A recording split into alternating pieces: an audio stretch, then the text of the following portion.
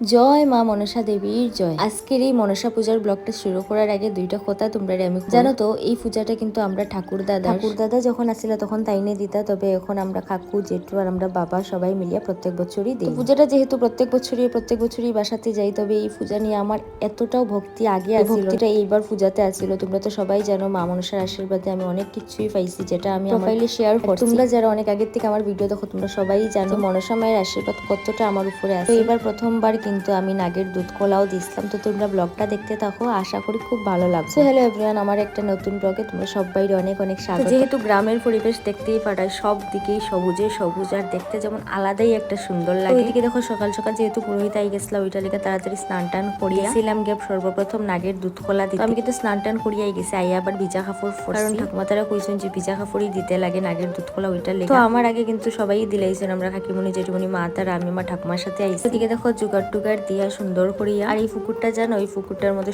ছোট যখন আসলাম, ছোটবেলা যখনই আইতাম, মানে এই পুকুরে স্নান করার লেগে এত পাগল হয়ে এখন গেলে আর এরকম ইচ্ছেই হয়। এই কারণে কিন্তু ছোটবেলাটা খুব বেশি। যাই হোক, এখানে দেখো গরুয়ে কি সুন্দর খার। আসলে গ্রামের পরিবেশগুলো দেখতেই আলাদা মজা লাগে। তারপরে এইদিকে দেখো কতগুলা ফুল। আমরা টাউনের মধ্যে ফুল কিনিয়া যদি আনি, এখানে না হইলেও তো 200-300 টাকার ফুল। এখানে সবগুলা ফুল গ্রামের। আমার বোন তারা সবাই সকালে 4টার সময় উঠিয়া গিয়ে এতটা ফুল আনছে। আমি তারপরে দেখো নাগের দুধ কলা দিয়া মানে রেডি হয়ে গেলাম। রেডি হইয়া তারপরে এখানে অঞ্জলি লইলাম। আর এখানে দেখো ওই যে আমার বড় মা, এখানে আমার 3 নম্বর কাকিমণি, তারপরে ওইদিকে দেখবাই 4 নম্বর কাকিমণি।